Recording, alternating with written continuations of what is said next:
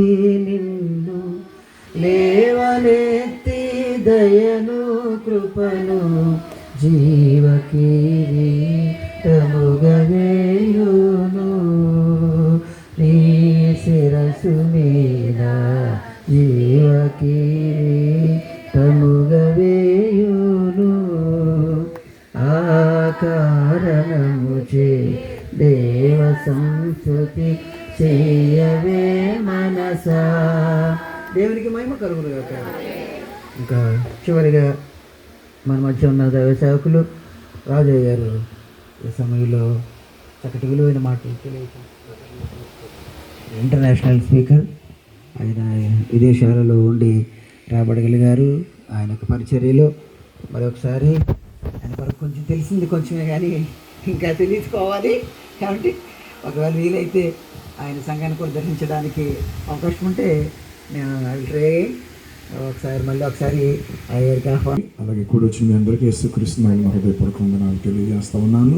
మరి పాస్టర్ గారు, సన్నీ గారు, యవనస్తులు, మరి చక్కటి సంగీతము, చక్కటి గాత్రము, పాటలు, మంచి మ్యూజిషియన్, ఆయన మరి సేవకుడిగా నడిపిస్తున్న సంఘాన్ని బట్టి నేనైతే ఆ సంఘస్థులు చాలా సంతోషంగా ఉంటారని అనుకుంటున్నాను. ఎందుకంటే మంచి పాటలు, మంచి సంగీతం, మరి చక్కటి ఆత్మీయ పాటల ద్వారా వాళ్ళు చక్కగా ఫలిస్తారని నేను ఆశిస్తున్నాను. పిల్లలు, మరి ఐతమ్మ గారి ఈ యొక్క ఓదార్పు కూడికకి నన్ను పిలిచిన కుటుంబానికి ప్రత్యేకమైన వందనాలమ్మ. మీ అమ్మగారి యొక్క కార్యక్రమంలో మేము కూడా పాలు పొందడం అనేది మాకు దేవుడిచ్చిన ఒక భాగ్యమని నేను నమ్ముతున్నాను. ఎందుకంటే మరి నిండు వృద్ధాప్యంలో మరి ఆమె చివరి దినాలు చక్కటి ప్రేమ ఆప్యాయతలతో, అనురాగాలతో ఆమె వెళ్ళటం అనేది ఆమె మీ ఎడల చూపిన ప్రేమ, ఆమెకు దేవుని యందు ఉన్నటువంటి విశ్వాసం. తప్పనిసరిగా దేవుని వాక్యం చెప్తుంది, ముదిమి వచ్చే వరకు నేను సంకబెట్టుకుంటానన్నాడు ఆయన. అంటే ముదిమి వచ్చే వరకు నేను సంకబెట్టుకుంటానని చెప్పిన దేవుడు ఆయన మాట తప్పే దేవుడు కాదు. కాబట్టి వృద్ధాప్యంలో ఒకరు ఆదరించబడుతున్నారు, ఒకరు ప్రేమించబడుతున్నారు, వారికి చక్కటి సపరిచర్యలు చేయడానికి మరి కొందరు ఉన్నారు అనేటువంటి విషయం గుర్తు చేసుకున్నప్పుడల్లా మనం ఆ వాక్యాన్ని జ్ఞాపకం చేసుకోవచ్చు. ఈరోజు తల్లి బతికుండగానే గొయ్యి తీసి గోతులో పెట్టేస్తున్నటువంటి వీడియోస్ మనం చూస్తూ ఉన్నాం.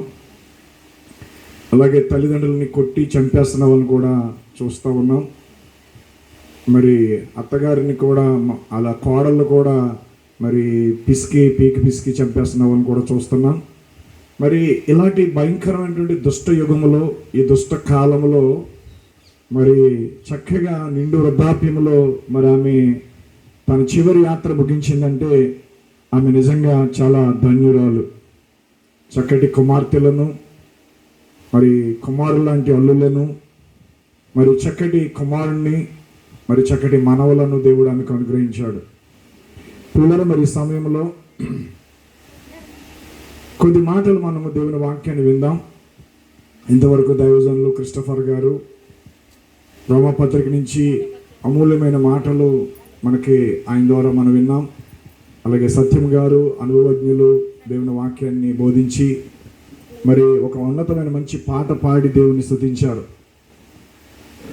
ఈ సమయంలో మరి మీ అందరిని చూస్తుంటే నాకు చక్కగా వాక్యము శ్రద్ధగా ఆలకిస్తున్నారు, వాక్యాలు చాలా స్పీడ్గా చదువుతున్నారు. అంటే మిమ్మల్ని ఆత్మీయతలు నడిపించే ఆత్మీయ తండ్రిని బట్టి ఉంటుందండి అది. వాక్యాన్ని బాగా చదవటం, మొదటిగా తల్లిదండ్రులు, రెండవది సంఘ కాపరి. అలాగే ఇక్కడ నిండు వృద్ధాప్యులు ఉన్నటువంటి వారు కనబడతా ఉన్నారు, చాలా వృద్ధులైనటువంటి తల్లులు కనబడతా ఉన్నారు.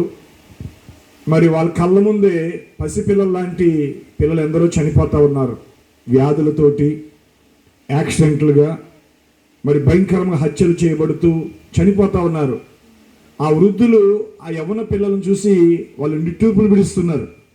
మా కాలంలో ఎలా లేదు, మా పరిస్థితి, మేమున్న జీవించిన కాలంలో ఇలాంటి చావులు లేవు అని చెప్పేసి వాళ్ళు నిట్టూర్పులు విడుస్తున్నారు. కారణం ఏంటంటే ప్రియులరా, మనం జీవిస్తున్న కాలము చాలా చెడు కాలం, చాలా సాతానుడు భయంకరంగా మనుషుల మీదకి మరణాన్ని తీసుకుని వస్తా ఉన్నాడు.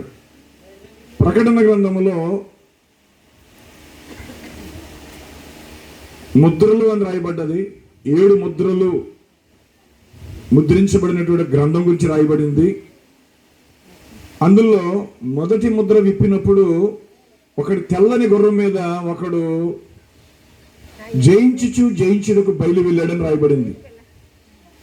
ఇదంతా మీకు ప్రకటన గ్రంథము 6వ అధ్యాయంలో ఉంటాయండి. ఈ మాటలన్నీ కూడా ప్రకటన గ్రంథం 6వ అధ్యాయంలో ఉంటాయి మీకు.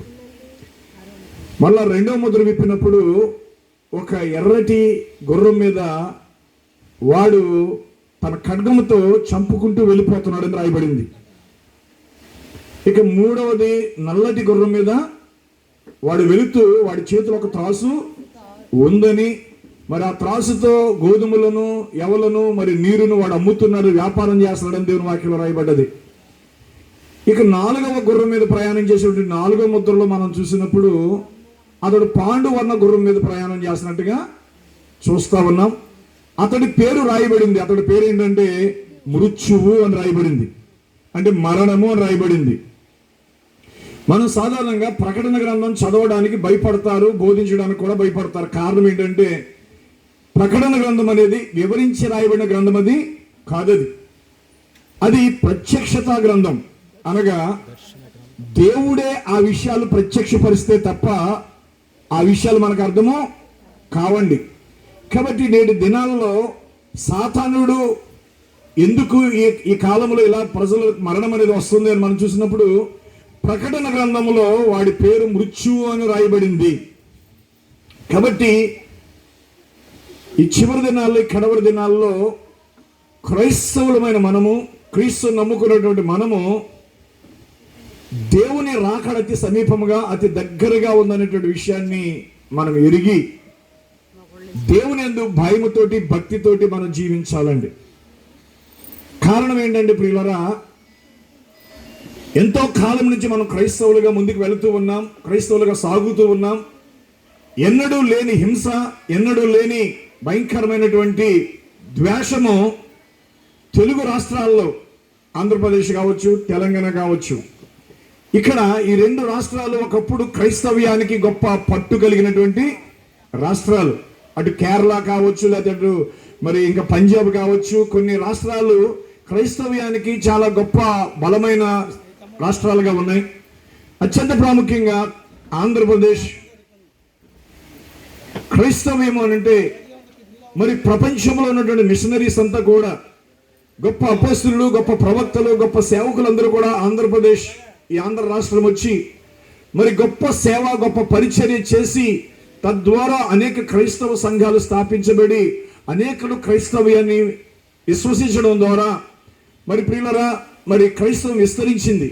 అయితే నేటి దినాల్లో మనం చూస్తున్నాం, మన రాజకీయములు, మన రాజకీయ నాయకులు, మన సంఘాలు, మన సంఘ నాయకుల యొక్క పరిస్థితి కూడా ఏమైపోయిందంటే ఈ రోజున క్రైస్తవ్యము రాజకీయముతో ఏకమయ్యింది. 3 శక్తులు భూమి మీద పనిచేస్తూ ఉన్నాయి. 1 రాజకీయ శక్తి, 2 మత శక్తి, 3 దెయ్యపు శక్తి. ఈ 3 శక్తులు ఏకమై ఈ రోజున ఈ భూమి మీద జరుగుతున్నటువంటి ప్రతి విధమైనటువంటి హేయమైన కార్యము, ప్రతి విధమైన హింసా ఘటనలకన్నీ కూడా మతం అనే ముసుగులో జరుగుతున్నటువంటి, రాజకీయ ముసుగులో జరుగుతున్నటువంటి కార్యాలకి అత్యంత ప్రాముఖ్యమైన బలం ఎవరంటే దెయ్యమై ఉన్నది. దెయ్యము అనేవాడు, వాడి ప్రారంభం ఏంటి, వాడి ముగింపు ఏంటో బైబిల్ గ్రంథం చాలా తేటగా చెప్తా ఉంది పిల్లరా. కాబట్టి ఖచ్చితంగా మనం ఈ భూమి మీద జన్మించినటువంటి ప్రతి మనిషి, ప్రతి వ్యక్తి కూడా జన్మించిన తరువాత ఎవరో ఒకరి చేత నడిపించబడాలి. మొదటిగా అతడు తల్లి చేత నడిపించబడతాడు, తల్లిదండ్రుల చేత నడిపించబడతాడు. తర్వాత సంఘములో సేవకుల చేత నడిపించబడతారు. అయితే ఆ తరువాత అతడు విద్యాభ్యాసము ముగించుకుని అతడు చక్కగా ఒక ప్రయోజకుడు అయిన తర్వాత అతడు ఎవరి చేత నడిపించబడాలి అని మనం చూస్తున్నప్పుడు అతడు తనంతట తానుగా ఎన్నుకునేటువంటి ఒక నాయకత్వాన్ని ఎన్నుకోవాలి. ఆ నాయకత్వం ఏంటంటే 1 దేవుడు, 2 దెయ్యం. ఎందుకంటే మనము ఏదో ఒక నాయకత్వం కిందకి మనం వెళ్ళాలి. ఈ సమయంలో నేను కొన్ని మాటలు దేవుని వాక్యాలు చూపించకపోతే నేనేదో రాజకీయ ఉపన్యాసం చేసినట్టుగా ఉంటుంది. సో మొదటిగా యోహాను రాసిన సువార్త 8వ అధ్యాయము. యోహాను రాసిన సువార్త 8వ అధ్యాయం. యోహాను రాసిన సువార్త 8వ అధ్యాయం మనం చూసినప్పుడు 43వ ఇక్కడ 39వ వచనం నుంచి మనం చూద్దాం. 39 నుంచి. అందుకు వారు ఆయనతో, మా తండ్రి అబ్రహాము అనిరి. మా తండ్రి అబ్రహాము అనిరి. యేసు అంటున్నాడు, ప్రభు అంటున్నాడు, మీరు అబ్రహాము పిల్లలైతే అబ్రహాము చేసిన క్రియలు చేతురు. దేవుని వల్ల వినిన సత్యం మీతో చెప్పిన వాడని నన్ను మీరు ఇప్పుడు చంపబెదుకుచున్నారే. ఎవరిని చంపాలనుకుంటున్నారు? దేవుని వల్ల వినిన సత్యము మీతో చెప్పిన వాడని నన్ను మీరు ఇప్పుడు చంపబెదుకుచున్నారే. అబ్రహాం అట్లు చేయలేదు, మీరు మీ తండ్రి క్రియలే చేయుచున్నారని వారితో చెప్పాను. ఏనండి జాగ్రత్తగా, ఎందుకంటే మీరు ఎన్నో ప్రసంగాలు, పెద్ద పెద్ద బోధకులు, పెద్ద పెద్ద సువార్థికులు, పెద్ద పెద్ద పాపులర్ ప్రసంగాలు విని మీరు చాలా సంతోషంగా ఉండొచ్చు. కానీ నేను అది ఇంటర్నేషనల్ స్పీకర్ అన్నారు, నేనేమి ఇంటర్నేషనల్ స్పీకర్నే కాదు, ఏమీ కాదు. ఎందుకంటే నేను కొన్ని దేశాలు అయితే వెళ్ళాను, కొన్ని దేశాలు అయితే తిరిగాను, కొన్ని దేశాలు సువార్త చేశాను. కువైట్ దేశం కానీ, దుబాయ్ దేశం కానీ, ఇజ్రాయెల్ దేశం కానీ, చాలా దేశాలు తిరిగాను నేను. అలాగని మరి నేనేది పెద్ద బోధకుడిని, పెద్ద సేవకుడిని మాట తీసేయండి. కొద్దిసేపు ఇక్కడ మీరందరూ వాక్యం మీద దృష్టి పెట్టండి. ఖచ్చితంగా మీరు అందరూ వాక్యం మీద దృష్టి పెట్టండి. నేను యేసు ప్రభుని సమాధి చేశారు, రేపు లేపుతారు క్రైస్తవులు. ఇదే ఒక పండగ అయిపోయింది తప్ప ఆయన ఎందుకొరకు చనిపోయాడు, ఆయన ఎందుకొరకు పాతి పెట్టబడ్డాడు, ఆయన ఎందుకు తిరిగి లేచాడు అనేది క్రైస్తవ్యానికి ఈ రోజున అర్థము కాదు. ఎందుకు కాదు అని అంటే బైబిల్ చెప్తుంది, మనం క్రీస్తు కూడా చనిపోవాలి, మనం క్రీస్తు కూడా పాతి పెట్టబడాలి, మనం క్రీస్తు కూడా తిరిగి లేపబడాలి. ఆ అనుభవం అనేది లేకుండా మనం ఎన్నడూ కూడా క్రైస్తవులుగా మన విశ్వాసాన్ని ముందుకి సాగించలేదు. సరే చదువుదాం. యేసుప్రభు ఎవరితో మాట్లాడుతున్నాడు? ఇప్పుడు మీరు నాకు చక్కని సమాధానం చెప్పాలి. బైబిల్ చదివే వాళ్ళు కావచ్చు, వాక్యం వినే వాళ్ళు కావచ్చు. యేసుప్రభు ఎవరితో మాట్లాడుతున్నాడు? 31వ వచనం. కాబట్టి యేసు తను నమ్మిన యూదులతో ఎవరితో మాట్లాడుతున్నాడు అండి? యూదులు అంటే ఎవరు? దేవుని పిల్లలు. వాళ్ళకి ఇంకొక పేరుంది, ఇశ్రాయేలీయులు. ఇశ్రాయేలీయులు. ఈ మాట మనము రోమీయులకు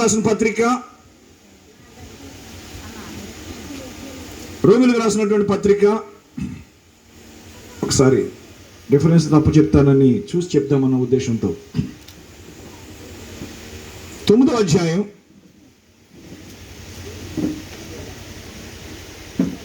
1వ వచనం.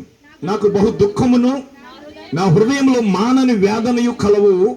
క్రీస్తును నిజమే చెప్పుచున్నాను, అబద్ధమాడుట లేదు. పరిశుద్ధాత్మ యందు నా మనస్సాక్షి నాతో కూడా సాక్ష్యం ఇచ్చుచున్నది. సాధ్యమైన ఎడల దేహ సంబంధులైన నా సహోదరుల కొరకు నేను క్రీస్తు నుండి వేరే సాపర్గస్తున్నై ఉండకూడదును. వీరు ఇశ్రాయేలీయులు. దత్తపుత్రత్వమును, మహిమయు, నిబంధనలను, ధర్మశాస్త్ర ప్రధానమును, అర్చనాచారాదులను, వాగ్దానములను వీరివి. పితరులు వీరి వారు. శరీరమును బట్టి క్రీస్తు వీరిలో పుట్టాడు. శరీరమును బట్టి ఆయన ఎక్కడ పుట్టాడండి? ఇశ్రాయేలీయుల్లో పుట్టాడు. శరీరమును బట్టి. ఈ పుట్టినవాడు ఎవరు? ఈయన సర్వాధికారి అయిన దేవుడై ఉండి నిరంతరము స్తోత్రార్హుడై ఉన్నాడు. ఆమేన్. ఈయనెవరు? పుట్టినవాడు. శరీరాన్ని బట్టి పుట్టినవాడు ఎవరు? సర్వాధికారి దేవుడై ఉండి నిరంతరము స్తోత్రార్హుడై ఉన్నాడు. ఆమేన్. ఉన్నాడండి? ఆమేన్ అని చెప్తారా? యేసుక్రీస్తు ఎవరండి? సర్వాధికారి అయిన దేవుడు, నిరంతరము స్తోత్రార్హుడై ఉన్నాడు. అయితే దేవుని మాట తప్పిపోయినట్టు కాదు. ఇశ్రాయేలు సంబంధులందరూ ఇశ్రాయేలీయులు కారు. అబ్రహాము సంతానమైనంత మాత్రమే చేత అందరూ పిల్లలు కారు. అర్థమైంది అనుకుంటున్నాను నేను. ఇశ్రాయేలీయులు అందరూ ఇశ్రాయేలు కాదు. అబ్రహాము సంతానమైనంత మాత్రం చేత అందరూ అబ్రహాము పిల్లలు కారు. ఇది మనకి రాయబడిన వాక్యములో మనం చదువుతున్న వాక్యాన్ని బట్టి వాళ్ళు ఇశ్రాయేలీయులని, వారు అబ్రహాము సంతానమని మనం చదువుతున్నాం. ఇప్పుడు మనం చదివినటువంటి ఈ వాక్య భాగంలో రోమీయులకు రాసిన యోహాను రాసిన సువార్త 8వ అధ్యాయంలో మనం చదివినటువంటి వాక్య భాగంలో ఏమని రాయబడింది అక్కడ?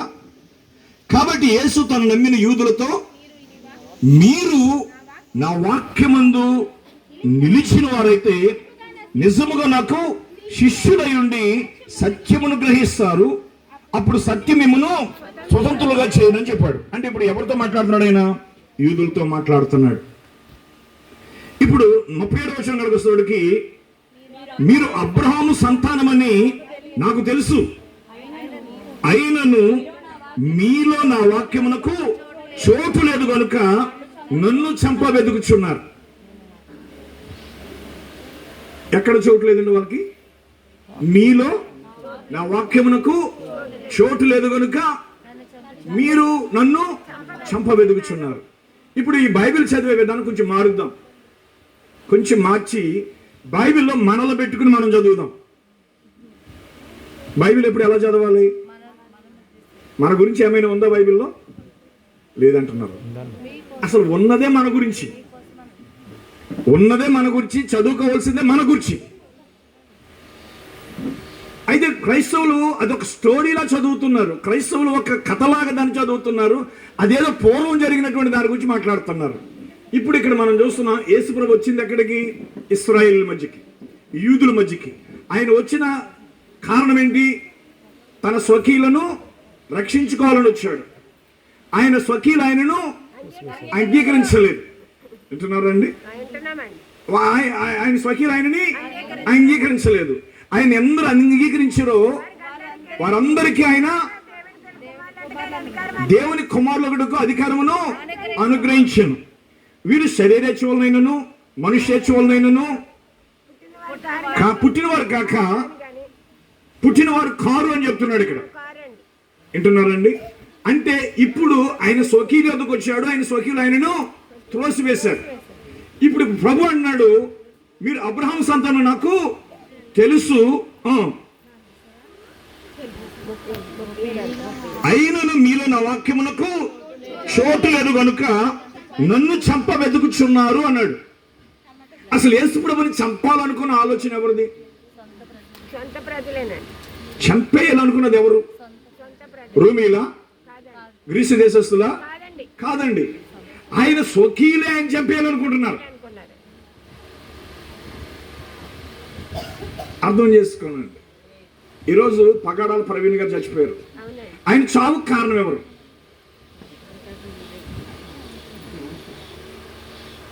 పగడాల ప్రవీణ్ గారు చనిపోవడానికి కారణం ఎవరు? ఆయన చావుకు కారణం ఎవరు?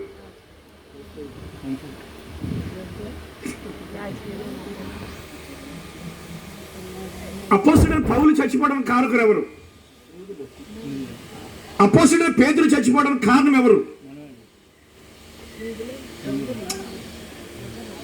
పగడాల ప్రవీణ్ చనిపోవడానికి కారకులు ఎవరు? మనం హిందువులు హిందువులు హిందువులు హిందువులు అని చెప్పేసి మనం వాళ్ళ గురించి రకరకాల ప్రార్థనలు చేస్తున్నాం. మొన్న హైదరాబాద్ అజయ్ బాబు గారిని జైల్లో పెట్టారు కదా, కత్తిని కూడా ఫుల్గా వేసేసారు కదా ఆయనకి. అసలు అజయ్ బాబు గారిని జైల్లో పెట్టింది ఎవరు? ప్రజలు అనకండి, కొంచెం ఏనండుకున్నంత. సరే, మీరు చెప్పడం తప్పు కదా, చెప్పండి. అజయ్ బాబు గారిని జైల్లో పెట్టడం కారణం ఎవరు? విహెచ్పినా, ఆర్ఎస్ఎస్ఆ, విశ్వ హిందూ పరిషత్తా, లేదా బజరంగ దళా?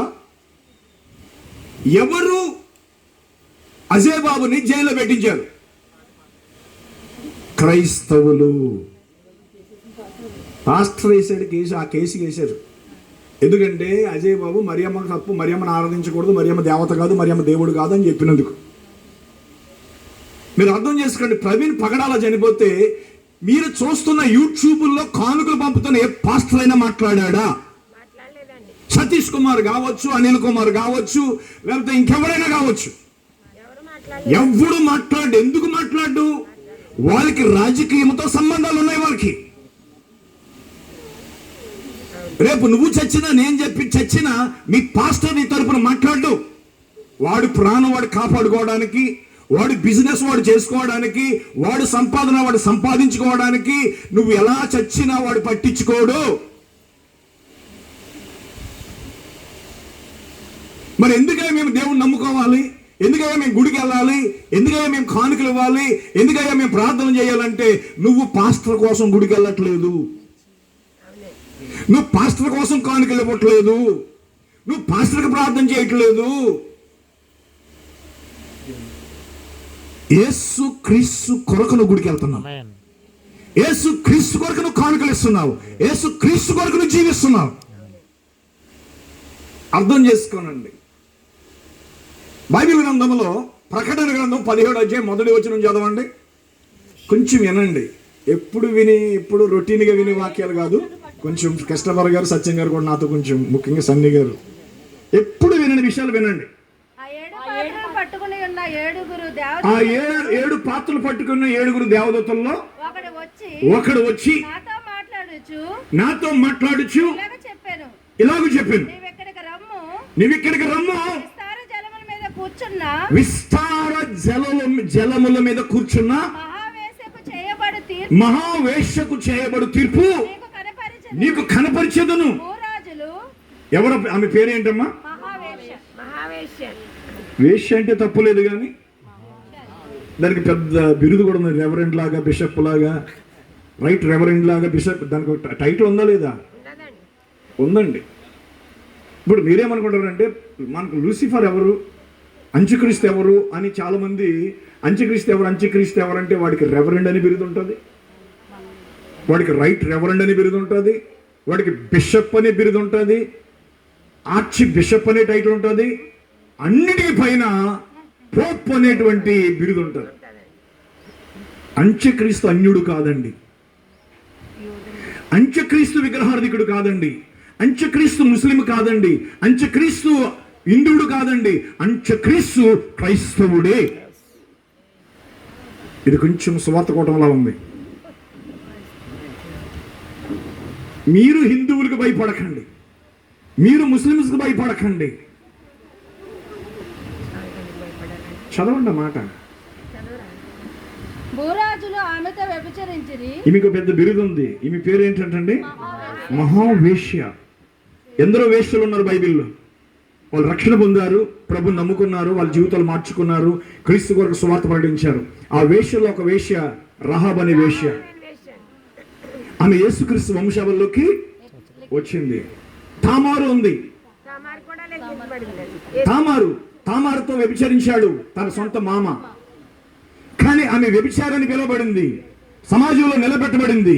కానీ పరిశుద్ధ గ్రంథం ఆమె గురించి ఏం చెప్పిందంటే నీతిమంతురాలని చెప్పింది. రాహాబు గురించి బైబిల్లో యేసుక్రీస్తు యొక్క వంశావళి ఆమె నీతిమంతురాలుగా తీర్చబడింది. కొత్త నిబంధనలో సమరయ స్త్రీ అనేటువంటి ఒక వేశ్య ఉంది, ఒక వ్యభిచారి ఉంది. ఆమె 5 భర్తలతోటి జీవిస్తుంది. ఒకరోజు ఆమె యేసును గుర్తించి, అయ్యా నువ్వు ప్రవక్తవని నమ్ముచున్నాను అన్నది. అయితే మేము ఇలా ఆరాధిస్తాం, మీరు ఇలా ఆరాధిస్తారు అని చెప్పినప్పుడు, అమ్మ ఒక సమయం వస్తుంది, ఆ దినాన్ని మీరు తండ్రిని ఆరాధించినప్పుడు ఈ పర్వతం మీద ఆ పర్వతం మీద కాదు, ఆయన ఆత్మతోనూ సత్యముతోనూ ఆరాధిస్తున్నారు అన్నప్పుడు, అయ్యా మాకు మెస్సియా వచ్చినప్పుడు మాకు సమస్త విషయాలు బయలుపరుస్తాడు అన్నప్పుడు, నేనే ఆయన అన్నాడు. వెంటనే ఆమె కొండ విడిచిపెట్టి ఆమె ఊరిలోకి వెళ్ళి అనేకులకు నేను చేసినవన్నీ నాతో చెప్పిన వారిని వచ్చి చూడండి, ఈయన క్రీస్తు కాడా, ఈయన మెస్సియా కాడని ఆమె సువార్త చేసింది. ఆమె సువార్త ఈరోజు భూమి మీద ప్రకటించబడుతుంది. ఒక పాపంలో పట్టబడినటువంటి రాళ్ళతో కొట్టబడుతున్న ఒక వేశ్య యేసు దగ్గరికి తేబడింది. ఆమె పేరు మగ్దలేని మరియా. ఆమె యేసు యొక్క పాదాలు కడిగింది. ఆమె ఈ సువార్త ఎక్కడ ప్రకటించబడుతుందో ఆమె చేసిన కార్యము కూడా ప్రతి స్థలమందు కూడా ప్రకటించబడుతుంది. యేసు ప్రభువే స్వయంగా చెప్పాడు. హల్లెలూయా, దేవునికి స్తోత్రం కలుగును గాక. ఇప్పుడు ప్రకటన గ్రంథం 17వ అధ్యాయం చదువుదాం. ఆ 7 పాత్రలు పట్టుకుని 7 దేవదూతలు ఒకడు వచ్చి నాతో మాట్లాడుచేలాగా చెప్పి, నీవు ఇక్కడికి రమ్ము, విస్తారజల మీద కూర్చున్న మహావేశ్యకు చేయబడు తీర్పు నీకు కనపరచదు. భూరాజులు ఆమెతో వ్యభిచరించిరి, భూనివాసులు ఆమె వ్యభిచార మధ్యములో మత్తులయ్యిరి. అప్పుడు అతడు ఆత్మవశుడైన నన్ను అరణ్యములకు కొనిపోగా దేవదూషణ నామములతో నిండుకుని 7 తలలను 10 కొమ్ములు గల ఎర్రని మృగం మీద కూర్చుని ఒక స్త్రీని చూచితిని. ఆ స్త్రీ ధూమ్ర వర్ణ రక్తవర్ణముల వస్త్రము ధరించుకుని బంగారముతోనూ రత్నములతోనూ ముత్యములతోనూ అలంకరింపబడినదై ఏహయమైన కార్యములతోనూ తాను చేయుచున్న వ్యభిచార సంబంధమైన అపితమైన కార్యములతోనూ నిండిన ఒక సువర్ణ పాత్రను తాను చేత పట్టుకుని ఉండెను. దాని నొసట దాని పేరు ఇలాగూ రాయబడి ఉండెను, మర్మము వేశ్యలకును భూమిలోని ఏయమైన వాటికి తల్లి అయిన మహా బబులోను. మరియు ఆ స్త్రీ పరిశుద్ధుల రక్తము చేతను యేసు యొక్క హతసాక్షుల రక్తము చేతను మత్తిల్లిండుట చూచి తిని అన్నాడు. ఇక్కడ అసలు ఎవరు ఈ స్త్రీ? ఏ పాస్టర్ అని అడగండి, మీ దగ్గరికి పెద్ద పెద్ద రెవరెండ్లు పెద్ద పెద్ద సేవకులు వస్తారు కదండి, అసలు ఈ స్త్రీ ఎవరని అడగండి. అమ్మా ముగించమంటున్నారా ఏంటి? ముగించమంటున్నారా ఏంటి? ఓకే ఓకే, వింటారా? ఏమండి ఎప్పుడు వినని విషయాలు. మీరు వచ్చే సేవకుల్ని పాస్టమ్మ గారికి కూడా చెప్తున్నాను, మీరు వచ్చే సేవకుల్ని అడగండి, స్త్రీ ఎవరు అసలు? విస్తార జల మీద కూర్చున్న ఈ మహావేషి ఎవరు? ఈమె పరిశుద్ధుల రక్తము చేత మత్తిల్లుట చూచితిని అని దేవుని వాక్యం రాయబడదు కదా. ఈమె ఎవరు అసలు? ఈ స్త్రీ ఎవరు? స్త్రీ అన్నాడు బైబిల్ గ్రంథంలో. స్త్రీ అనగా సంఘాన్ని సూచిస్తుంది. జలములు జనసమూహం. స్త్రీ మాత్రం దేని చూపిస్తుందండి? ఒక సంఘం. ఇది క్రైస్తవ సంఘమా, ఇంకే సంఘం అన్నా?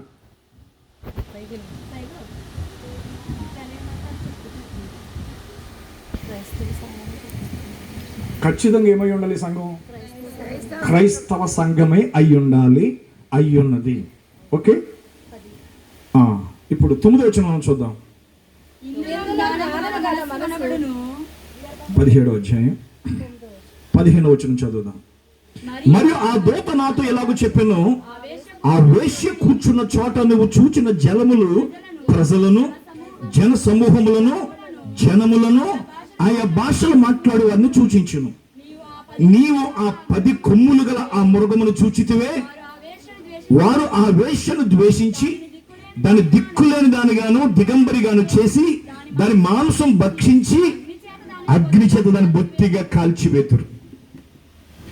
దేవుని మాటలు నెరవేరే వరకు వారు ఏకాభిప్రాయం గలవారు తమ రాజ్యమును ఆ మృగమునకు అప్పగించడం వల్ల తన సంకల్పం కొనసాగినట్లు దేవుడు వారికి బుద్ధి పుట్టించాను. మరియు నువ్వు చూసిన ఆ స్త్రీ భూరాజుల నేలు ఆ మహాపట్టణమే అన్నాడు. ఆ స్త్రీ ఇప్పుడు మళ్ళీ ఎలా మారిపోయిందండి? పట్టణము అన్నాడు. ఇక్కడ ఏంటి ఆ పట్టణం? వింటున్నారా? హల్లెలూయా. ఏంటి ఆ పట్టణం?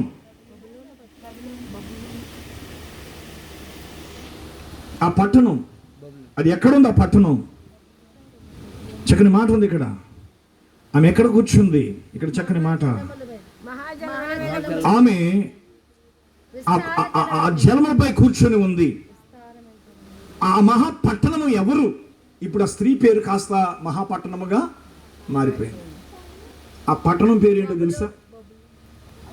కింద బబులోను రాయబడింది. కింద బబులోను రాయబడింది. ఏ బబులోను? ఇరాకా? ఇరాక్కి క్రైస్తవానికి ఏమైనా సంబంధం ఉందా? లేదండి. నేను ఎందుకంటే ఇది ఇక్కడ విడిచిపెడుతున్నాను కారణం ఏంటంటే, పిల్లరా మీరు కొంచెం అర్థం చేసుకోనండి.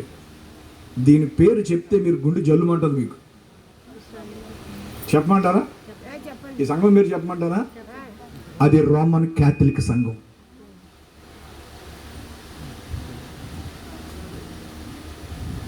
యేసు యొక్క హతసాక్షుల రక్తము చేతను పరిశుద్ధుల రక్తము చేతను అది మొత్తినుట చూచితుని భూరాజులు ఆమెతో వ్యభిచరించిరి. భూరాజులు తమ వ్యభిచార మధ్య వలన ఆమె మొత్తులయ్యిరని రాయబడ్డది.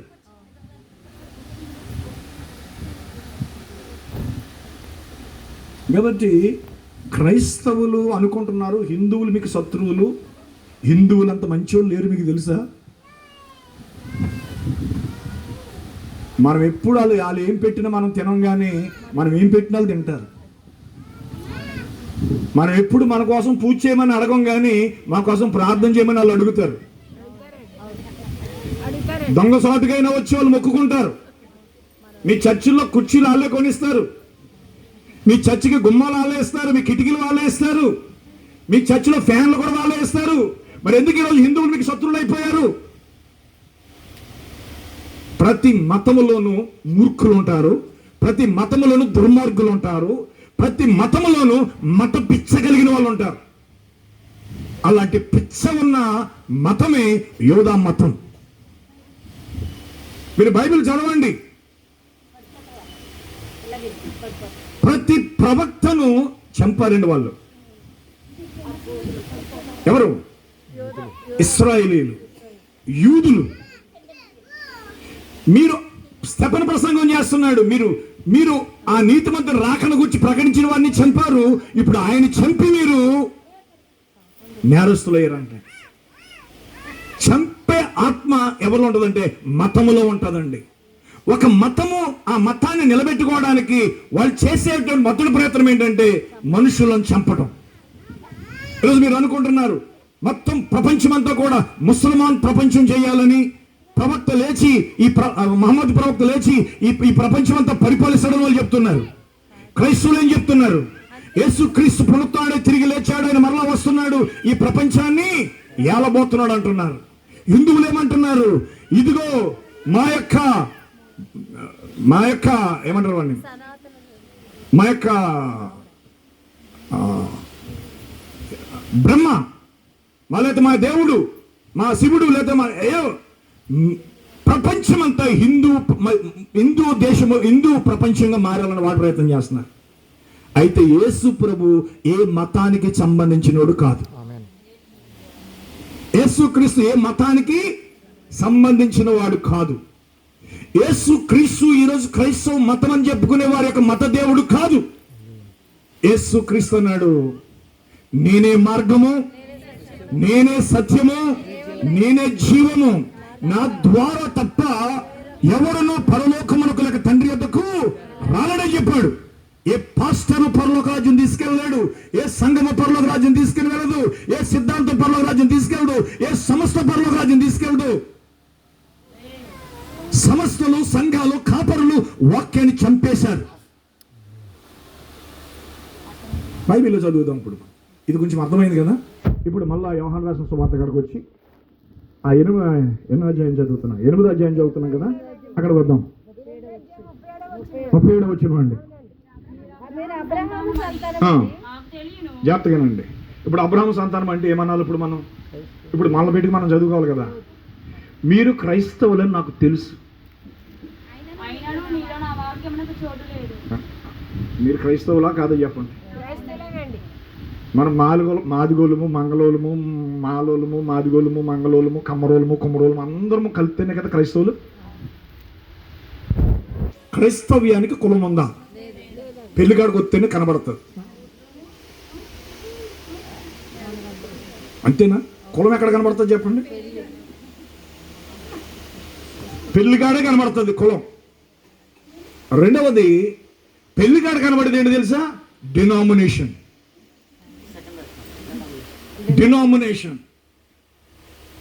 వాడు ఇందులోకి వస్తే ఈ బాప్తిసం, అందులోకి వస్తే ఆ బాప్తిసం. ఇందులోకి వస్తే వస్తువులు ఉంటాయి, అందులోకి వస్తే వస్తువులు ఉండవు. ఇందులోకి వస్తే బొట్టు ఎట్టుకోవాలి, అందులోకి వస్తే బొట్టు అక్కర్లేదు. ఈరోజు కులం పేరు చెప్పుకున్నట్లుగానే సంఘాల పేరు చెప్పుకుని బ్రతుకుతున్నారు. యేసు క్రీస్తు గురించి ప్రకటించే వాళ్ళు తక్కువ, వాళ్ళ సమస్యల గురించి బోధించే వాళ్ళు ఎక్కువ. అందుకే నేను చెప్తున్న దేవుని వాక్యంలో యేసు క్రీస్తు మనల్ని వ్యక్తులుగానే రక్షిస్తాడు తప్ప దేశంగా రక్షించడండి. అన్యులమైన మనల్ని దేవుడు వ్యక్తులుగానే రక్షిస్తాడు. నిన్ను రక్షిస్తాడు, నీ తండ్రిని రక్షిస్తాడో లేదో నీకు తెలియదు. నిన్ను రక్షిస్తాడు, నీ భర్తను రక్షిస్తాడో లేదో నీకు తెలియదు. నీ కూతురు రక్షిస్తాడు, నీ కొడుకును రక్షిస్తాడో లేదో నీకు తెలియదు. ఎందుకంటే దేవుడు వ్యక్తిగతంగా పిలుస్తున్నాడు నిన్ను. రక్షణ అనేది నీ వ్యక్తిగతం. రక్షణ అనేది నీ వ్యక్తిగతం. చావైనా బ్రతుకైనా ఆయన కొరకు బ్రతుకుతానని నువ్వు తీర్మానించుకున్న తర్వాత నీ జీవితంలో నీ కుటుంబం కోసం ప్రార్థన చేయి, నీ భార్య కోసం ప్రార్థన చేయి, నీ భర్త కోసం ప్రార్థన చేయి, నీ కుటుంబస్తుల కోసం ప్రార్థన చేయి, నీ కుమారుల కోసం ప్రార్థన చేయి, నీ తల్లిదండ్రుల కోసం ప్రార్థన చేయి. ఒకవేళ నువ్వు నమ్మిన విశ్వాసం, నువ్వు వెళ్తున్న మార్గము వాళ్ళకి ఒకవేళ దేవుడు ఏర్పాటు ఉండే వాళ్ళు నమ్ముతారు.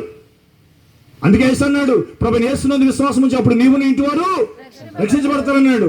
ఎందుకంటే అది కృపచేతనే రక్షించబడాలి తప్ప ఎవరి మంచితనాన్ని బట్టి మనం రక్షించబడమండి. పిల్లలు ఇక్కడ మనం దేవుని వాక్యంలో చూస్తున్నాం, మీరు అబ్రహాము సంతానం నాకు తెలియను, అయినను మీలో నా వాక్యమునకు చోటు లేదు కనుక నన్ను వెతుకుచున్నారు. నన్ను చంపేయాలనుకుంటున్నారు మీరు. ఏం చోటు లేదు ఇప్పుడు? వాక్యానికి చోటు లేదు.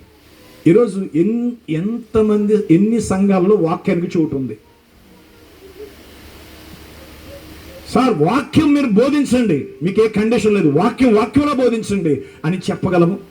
ఏమో మా సిద్ధాంతానికి వ్యతిరేకంగా బోధిస్తాడేమో, మా సంస్థకు వ్యతిరేకంగా బోధిస్తాడేమో, మా మా మా ఆచారానికి వ్యతిరేకంగా బోధిస్తాడేమో అని ఈరోజు ఎవరైనా ఒక బోధకుని పిలవాలనంటే కనుక వాడిని స్కానింగ్ చేసి, వాడికి ఎంఆర్ఐ స్కాన్ చేసినట్టుగా ఆడి సిద్ధాంతం ఏంటి, ఆడి బోధ ఏంటి, ఆడు ఏం బోధిస్తాడు అనేది స్కాన్ చేస్తున్నారు. లేదండి పిలిస్తే వాడు ఏదోటి తప్పుడుది వదిలిపెట్టి వెళ్తాడు. అయితే పిల్లలు నేను ప్రేమతో చెప్తున్నాను, మీలో నా వాక్యానికి చోటు లేదు కాబట్టి నన్ను మీరు వెతుకుచున్నారు. నేను నా తండ్రి యొద్ద చూచిన సంగతులే బోధించుచున్నాను, ఆ ప్రకారం మీరు మీ తండ్రి యొద్ద వినిన వాటినే జరిగించున్నారని వాళ్ళు చెప్పాడు. ఇప్పుడు వాళ్ళ తండ్రి ఎవరని చెప్పాడు? అబ్రహాం అని చెప్పారు వాళ్ళు. యేసు ప్రభువు ఏమన్నాడు? మీ తండ్రి అబ్రహాం అని మాకు తెలుసు, అయినా నా వాక్యాన్ని మీ హృదయంలో చూడలేదు కాబట్టి మీరు నన్ను వెతుకుచున్నారు అన్నాడు. ఇప్పుడు వాళ్ళు ఏమన్నారు? నేను నా తండ్రి యొద్ద చూచిన సంగతులే బోధిస్తున్నాను. యేసు ప్రభు అంటే ఆయన అంటున్నాడు, యేసు ప్రభు ఆ ప్రకారం మీరు మీ తండ్రి యొద్ద వినిన వాటినే జరిగిస్తున్నారని వారితో చెప్పాడు. ఇప్పుడు యేసు ప్రభు తండ్రి ఎవరు? వాళ్ళ తండ్రి ఎవరు? యేసు ప్రభు తండ్రి దేవుడు. మరి అబ్రహాం సంతానం అని చెప్పుకున్న వాళ్ళ యొక్క తండ్రి పేరేంటి? కిందకి వెళ్ళాక చదువుదాం. అందుకు వారు ఆయనతో మా తండ్రి అబ్రహాం అని చెప్పారు. అప్పుడు ఆయన ఏమన్నాడు?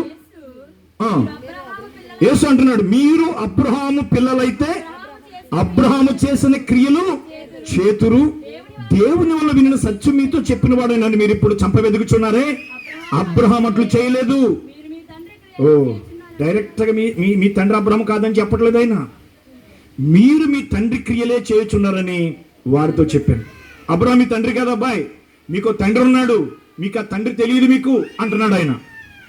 అప్పుడు వాళ్ళు అన్నారు, మేము వ్యభిచారం వలన పుట్టిన వారము కాము, దేవుడు ఒక్కడే మాకు తండ్రి అని చెప్పారంట. ఇప్పటి వరకు ఎన్ని మార్చుకొచ్చారు వాళ్ళు? ముందేమన్నారు? అబ్రహాం తండ్రి అన్నారు కదా. ఇప్పుడు అబ్రహాం మీ తండ్రి అయితే అబ్రహాం అలా చేయలేదు కాబట్టి మీరు నన్ను వెతుకుతున్నారు కాబట్టి మీ తండ్రి అబ్రహాం కాదు, మీ తండ్రి క్రియలే మీరు చేయబోతున్నారు, చేయాలని చూస్తున్నారు అని చెప్పినప్పుడు వాళ్ళు ఏమన్నారండి ఆయనతోటి? మేము వ్యభిచారం వల్ల పుట్టిన వారము కాము. అసలు వ్యభిచారం వల్ల పుట్టిన వారం కామని మాట ఎందుకు వచ్చింది అక్కడ? అంతకీ వ్యభిచారం వల్ల పుట్టిన వాళ్ళు ఎవరు? ఇప్పుడు నేను చెప్పుకునేది ఒకటి, నేను వ్యభిచారం వల్ల పుట్టిన కాదని నేను చెప్పుకోను కదా. నాకు అమ్మ ఉన్నారు, నాకు నాన్న ఉన్నారు కదా. ఎవడని చెప్పుకుంటాడు నేను వ్యభిచారం వల్ల పుట్టిన కాడని చెప్పుకోవాలా? వాళ్ళు ఎందుకు చెప్పుకుంటారు మేము వ్యభిచారం వల్ల పుట్టిన వారం కామని? అంటే ఎవరిని అంటున్నారో తెలుసు, వాళ్ళు యేసు ప్రభువుని అంటున్నారు. వాళ్ళు ఎందుకని అంటున్నారు ఆ మాట? వాళ్ళు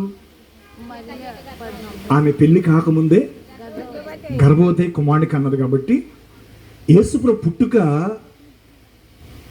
పరిశుద్ధాత్మ వల్ల పుట్టిందంటానికి వాళ్ళు నమ్మితే కదా అసలు పరిశుద్ధాత్మ గురించి. మేము వ్యభిచారం వల్ల పుట్టిన వాళ్ళము కాము అంటున్నారు. మరి ఎవరు వ్యభిచారం వాళ్ళు పుట్టారు?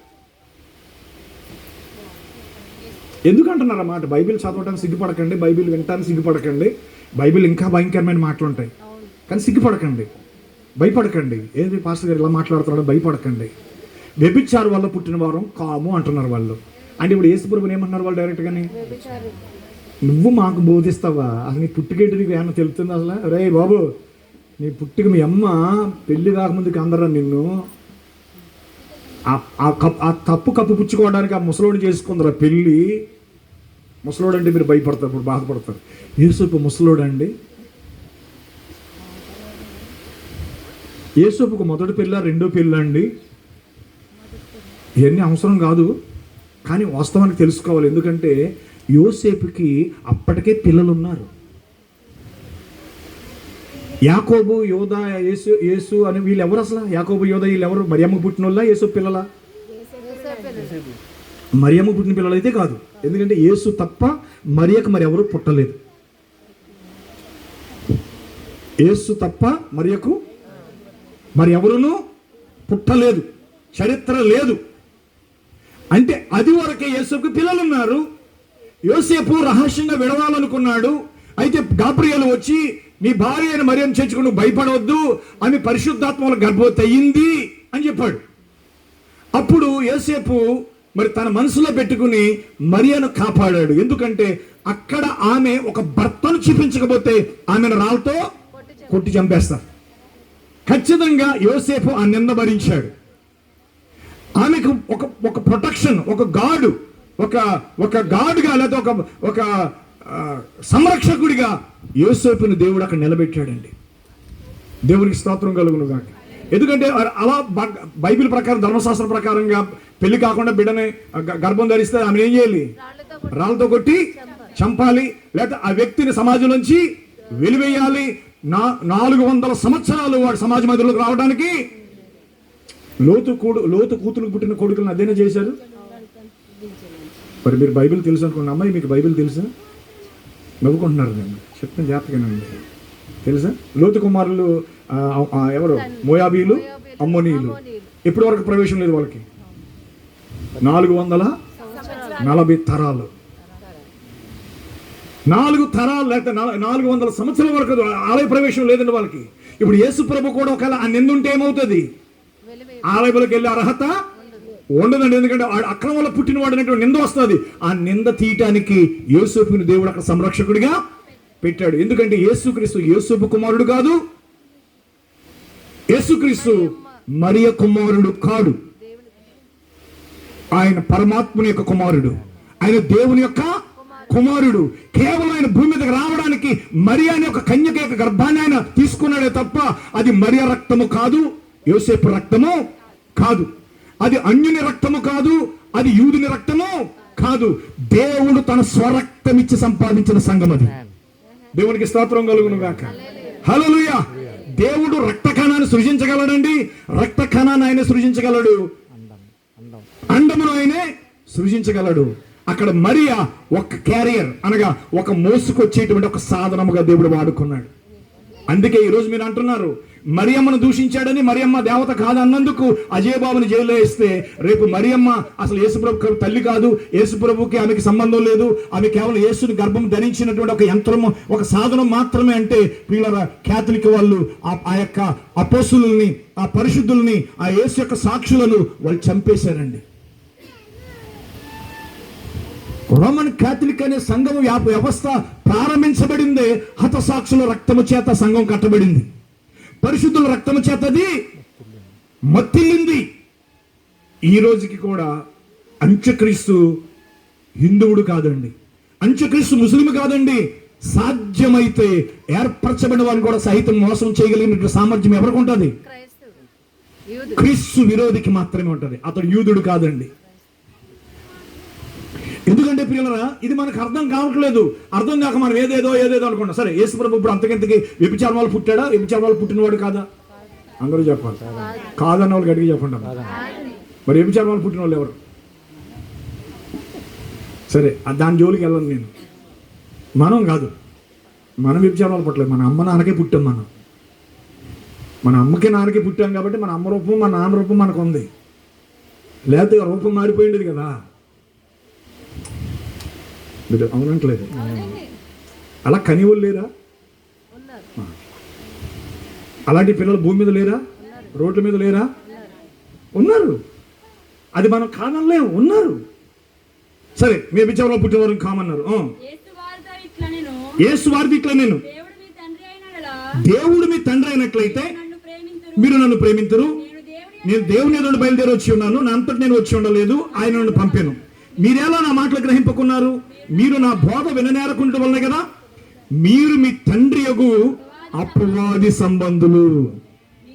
వాళ్ళ బాబు ఎవడో చెప్తున్నాడు ఆయన, మీరు మీ తండ్రి యొగు అపవాది సంబంధులు, మీ తండ్రి దురాశలు నెరవేర్చగోరుచున్నారు. ఆది నుండి వాడు నరహంతకుడై ఉండి సత్యమందు నిలిచిన వాడు కాడు, వాని యందు సత్యమే లేదు. వాడు అబద్ధమాడినప్పుడు తన స్వభావం అనుసరించి మాట్లాడును. ఎవడు వీడు? చెప్పండి అమ్మా, చదువు. కయ్యను. అందుకే యోహాను రాసిన పత్రికలో ఏమన్నాడు? మనం కయ్యను వంటి వారము, కయ్యను వంటి వారముగా మనము ఉండకూడదు అంటున్నాడు. కయ్యను పుట్టక ముందు అబద్ధం ఆడినోడు ఎవడు? మీరు చెప్పిన ఆన్సర్ కరెక్ట్. అది ఎవడాడు? లూసిఫర్, సాతానుడు. ఏమన్నాడు? ఈ పండు తిని దినమనిచ్చంగా నువ్వు చచ్చదవని దేవుడు అంటే నువ్వు చావవు. అది తింటే నీ కన్నులు తెరవబడతాయి, నువ్వు దేవదూత వలె మారిపోతావు అని చెప్పిన అబద్ధాన్ని నమ్మి హవ్వమ్మ ఆ పండు తినటం వల్ల పాపం అనేది వచ్చిందండి. అదే నేను చెప్తాను ప్రయత్నం చేస్తుంది. నేను ముగిస్తున్నాను, ఒక 5 నిమిషాలు ఇవ్వండి. ఒక 5 నిమిషాలు చెప్ప. మరి మధ్యలో వదిలిపెట్టేస్తే నదిలోకి తీసుకెళ్ళి మధ్యలో తెడ్డు వదిలేసినట్టు ఉంటుంది. దేవునికి స్తోత్రం కలుగును. చదివేస్తాను, ఎందుకంటే అది మీ దురదృష్టం అనుకుంటాను, లేదా నా అదృష్టం అనుకుంటాను, లేదా నా అదృష్టం అనుకుంటారు, మీ దురదృష్టం అనుకుంటారు, మీ ఇష్టం. అది ఆది నుండి వాడు నరహంతకుడు. మొట్టమొదటి హత్య ఎవరు చేశారు? కయ్యనేనా? వాడు సత్యమందు నిలిచిన వాడు కాడు, వాడి యందు సత్యమే లేదు. వాడు అబద్ధమాడినప్పుడు తన స్వభావం అనుసరించి మాట్లాడు. ఇప్పుడు ఏదైనా తోటలో ఆ సర్పము అవ్వతో మాట్లాడింది అబద్ధమేనా? ఇప్పుడు నీ తమ్ముడైన హేబేలు ఎక్కడైనా చేశాడు? దేవుడు అడిగాడా? నా తమ్ముడికి నేను కావలవాడినా, నేను నాకు తెలియదు అన్నాడు. ఎవరి నుంచి వచ్చిన ఈ లక్షణాలు వీడికి? ఆడి బాబు నుంచి వచ్చాయి. ఎందుకంటే వీడు ఎవడ కొడుకు? వీడు అసలు బాధపడతారు మీరు, కానీ అసలు వీడి బాబు లక్షణాలు ఉన్నాయి. ఆదాము దేవుని కుమారుడు కదండి. వీడికి దేవుని కుమారుడు లక్షణాలు ఎక్కడ ఉన్నాయి? వీడికి దేవుని కుమారుడు లక్షణాలు ఒకటైనా ఉంది అసలు.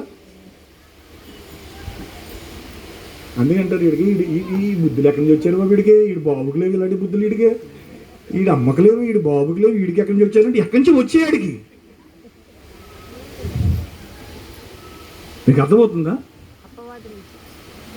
ఎందుకంటే ఆడబద్ధం ఆడాడు ఆ తోటలో, వాడబద్ధం ఆడాడు. ఆ తోటలోంచి గెంటి వేయబడిన తర్వాత కూడా బుద్ధి పోలేదు కాబట్టి వీడు అబద్ధం మాట్లాడుతున్నాడు.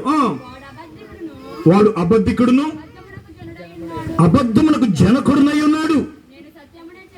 నేను సత్యం చెప్పుచున్నాడు గనుక మీరు నన్ను నమ్మరు. నా యందు పాపం ఉన్నదని మీలో ఎవరు స్థాపించును? నేను సత్యము చెప్పుచున్నాడు, మీరు ఎందుకు నన్ను నమ్మరు?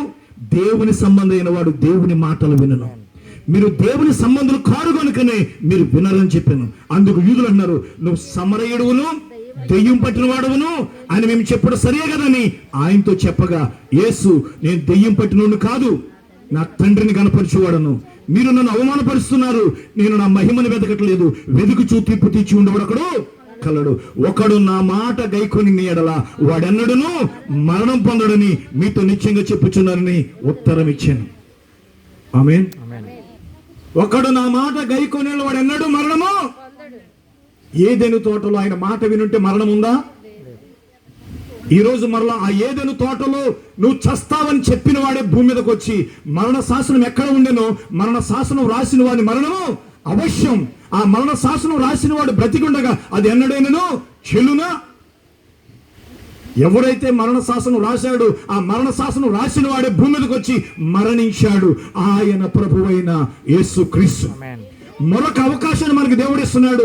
మనందరం తిరిగి మళ్ళీ ఏదెనులోకి వెళ్ళడానికి, ఆదిలోకి వెళ్ళి మరణము లేని, దుఃఖము లేని, శాపము లేని ఆ ఉన్నత జీవితాన్ని జీవించడానికి యేసుక్రీస్తు మన కొరకు శరీరధారిగా భూమి మీదకి వచ్చి మన పాపముల కొరకు, మన అతిక్రమముల కొరకు గాయపరచబడి ఆయన పొందిన దెబ్బల ద్వారా మన స్వస్థత అనుగ్రహించి ఆయన పరిశుద్ధ రక్తాన్ని కాల్చి మన ప్రతి పాపము నుంచి మనల్ని పవిత్రులుగా చేసి అబ్బా తండ్రిని మొరపెట్టి పరిశుద్ధాత్మతో మనల్ని నింపి ఈ రోజు ఆయన కుమారులుగాను కుమార్తెలుగా జీవించడానికి దేవుడు మనకి పరిశుద్ధ గ్రంథాన్ని దేవుడు మనకి ఇచ్చాడు.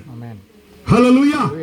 ఆయన వాక్యము గాక ప్రతి మనుషుని మాట అబద్ధమేనండి. ఎంతమంది దేవుని వాక్యాన్ని నమ్ముతారు? లేదంటే మేము పాస్టర్ గారు నమ్ముతామండి, మా సంఘాన్ని నమ్ముతామండి, మా సంస్థను నమ్ముతామండి. ఒకవేళ సంఘాన్ని నమ్మాలి, సంఘ కాపరిని నమ్మాలి. కానీ ఆ సంఘ కాపరి, సంఘం ఏమి నమ్మి ఉండాలంటే వాక్యాన్ని నమ్మి ఉండాలి. ఆ వాక్యము లేకపోతే నువ్వు నశించిపోతావు. అందుకంటే నీ వాక్యము నన్ను బ్రతికిస్తుంది, నా బాధలు అదే నాకు నెమ్మదినిస్తుంది అన్నాడు. కాబట్టి ప్రియమైన వాళ్ళారా, ఒకడు నా మాట గైకొన్న వాడు ఎన్నడూను మరణం పొందడం మీతో నేను చెప్పుచున్నానని చెప్పాను. అందుకు యూదులు అన్నారు, నువ్వు దెయ్యం పట్టినోడివి. ఇప్పుడు మాకు తెలిసింది నువ్వు దెయ్యం పట్టినోడివి. అబ్రహామును ప్రవక్తలు చనిపోయారు, అయినను ఒకడు నా మాట గైకొని నీడలో వాడు ఎన్నడూ మరణం చూడని నువ్వు చెప్పుచున్నావు. మన తండ్రి అయిన అబ్రహాము చనిపోయాను కదా, నువ్వు అతనికంటే గొప్పవాడువా? ప్రవక్తలు చనిపోయారు, నిన్ను నువ్వు ఎవడవని చెప్పుకుంటున్నావు నేను అడిగిరి.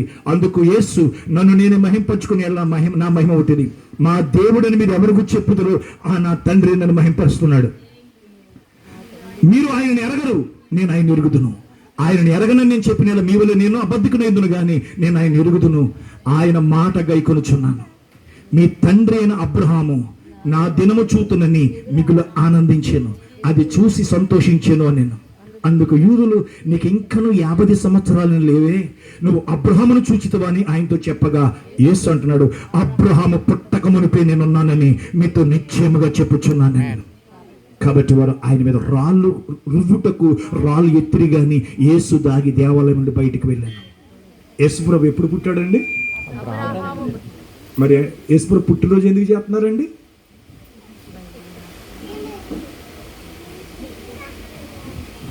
బాధపడకండి, అదే చెప్పాను కదా, మన బాధపడే విషయాలు ఉన్నాయి. యేసు అన్నాడు, ఒకడు క్రొత్తగా తిరిగి జన్మిస్తేనే కానీ వాడు దేవుని రాజ్యమును. యేసు పుట్టినరోజు కాదని చేయాల్సింది, నువ్వు తిరిగి జన్మించావో లేదో చూసుకో. నీ చీకటి బ్రతుకు, నీ పాపపు బ్రతుకు క్రీస్తులో పాతి పెట్టబడిందో లేదో చూసుకో. పరిశుద్ధాత్మతో నింపబడ్డావో లేదో చూసుకో. నీ వాక్యము నా పాదములకు దీపం, నా త్రోవకు వెలుగైందన్నాడు. వాక్యంలో నడుస్తున్నావా? సిద్ధాంతంలో నడుస్తున్నావా? ఆచారంలో నడుస్తున్నావా? పరిశుద్ధాత్మ చేత నడిపించబడుతున్నావా? పరీక్షించుకుందామా? అందరూ ఆమేన్ చెప్తారా? పాస్టర్ గారు కూడా ఆమేన్ చెప్పాలి. ఎందుకంటే మనందరూ పరలోకం వెళ్ళాలి, వీళ్ళందరూ పరలోకం రావాలి. దేవుడు మిమ్మల్ని దీవించును గాక. నేను ఎక్కువ చెప్పాను, నన్ను క్షమించండి. హారికను బట్టి నేను వచ్చాను. హారిక నాకు కుమార్తె లాంటిది.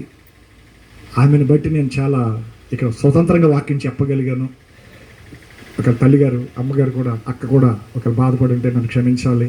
దేవుడు మిమ్మల్ని అందరినీ దీవించును గాక. ముఖ్యంగా సన్ని గారు నన్ను క్షమించాలి. దేవుడు మిమ్మల్ని దీవించును గాక.